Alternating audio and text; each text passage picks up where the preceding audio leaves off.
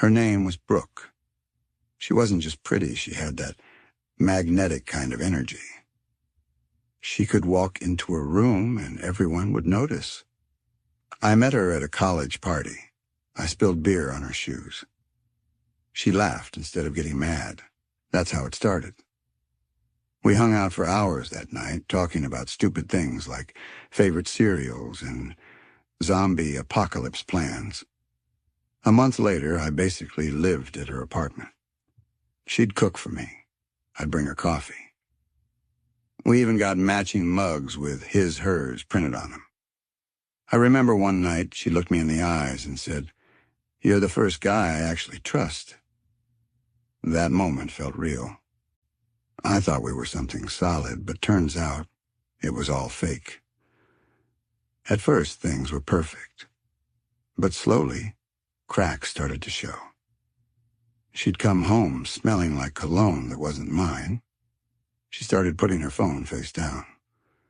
One night, I asked her if she wanted to watch our favorite show. She said she was too tired, then stayed up texting. I asked once, "Who's making you smile like that?" She snapped, "Why are you so paranoid?" Her moods got colder. Her kisses felt forced. She started dressing up for girls' nights, but never posted pictures. Something inside me knew, but I didn't want to admit it. That night, I got off work early. I stopped to grab her favorite donuts. Thought I'd surprise her. It was raining. I remember thinking, this'll be one of those moments we laugh about later. I opened the door quietly. The lights were dim.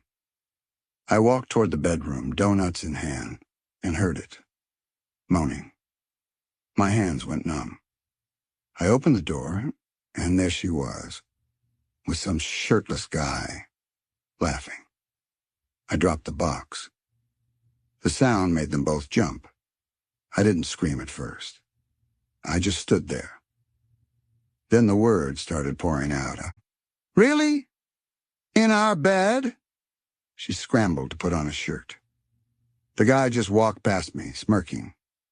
That made me snap. Not violently, emotionally. I yelled. I cursed. Brooke started shouting, "Get out! You're scaring me!" Then she picked up the phone and called 911. She told the operator. He barged in and threatened me. I didn't even try to run. I just sat on the couch, shaking. 10 minutes later, flashing red and blue outside. 2 cops walked in. One talked to Brooke. She was crying on command. "He's unstable. He scared me." The other cop came to me. "Asked for ID." I tried to explain. "Sir, please don't raise your voice." I wasn't. But I could see they were believing her. Until I remembered the cameras. A few months ago, someone tried to break into the building. So I installed a cheap security system with audio. I pointed to the little blinking camera in the corner. "Check the footage," I said. They did. It showed everything. Me walking in calmly. Her yelling first. Me backing away. No threats. No aggression. Just betrayal. The officer looked at Brooke and said, "You know, filing a false police report is a felony, right?" She froze. Tried to laugh it off. I was scared. But it didn't matter. They didn't arrest her, they rarely do, but they warned her. And they let me go. I walked out into the rain. This time, no donuts. Just broken pieces of who I thought I was. That night changed everything. I moved out the next day. Blocked her on everything. She tried to reach out a week later. Sent me a photo of my old hoodie and said, "I miss you." I didn't answer. I started therapy. I got a dog, ironically. I learned how to be alone again. And I realized sometimes losing someone is actually gaining yourself. I loved someone who didn't just cheat. She tried to destroy me. But the truth saved me. And now I'm free. Sometimes betrayal isn't the end. It's the beginning. 3 months later. It's been 3 months since that night. The night I walked away from her, and from everything I thought was real. It's weird. At first it felt like I'd never be okay again. Like I'd never trust anyone. Like my heart would stay shattered. But time does strange things. And healing, real healing, doesn't look like in the movies. I moved out of that apartment the very next day. Didn't take much. Just some clothes, a few books, and the hoodie she once stole and forgot to give back. I crashed at my cousin's for a while. Slept on a lumpy couch. Ate microwave noodles. No music, no social media. Just silence. And in that silence, I started hearing myself again. I picked up a journal. Yeah, I know, sounds cheesy.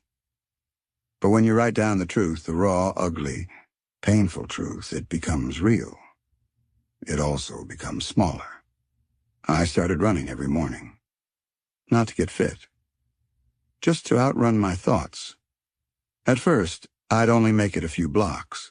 Now, I can run for miles. Funny how pain gives you lungs. She texted me a few times. First it was, I miss you. Then, I made a mistake. Then, you're heartless. Blocked, blocked, blocked. I didn't respond. Not because I didn't have anything to say, but because I finally learned that not every battle is worth fighting. Especially not when the war was never mine to begin with. I got a dog. His name's Milo. He eats my socks and snores louder than a truck. But he looks at me like I matter. And some days that's enough. I'm not fixed. I still flinch when my phone rings at night. I still get that sinking feeling when I see couples laughing in the street. But I'm here. I'm breathing. And for the first time in a long time, I'm proud of myself. 3 months ago, I thought she ruined me. Now I realize she freed me. What happened to her? People always ask me, what happened to her? Well, she tried to move on like nothing happened. Posted selfies, nightclubs, fake smiles. But word got around. Her friends started ghosting her. Her ex-friends told me. We had no idea she could do that to someone. One day I heard she got fired from her jobs. Apparently, she tried to lie her way out of a customer complaint. Guess the truth always catches up. I don't feel happy about it. I don't feel angry either. I just feel done. She was my lesson. And I don't repeat lessons.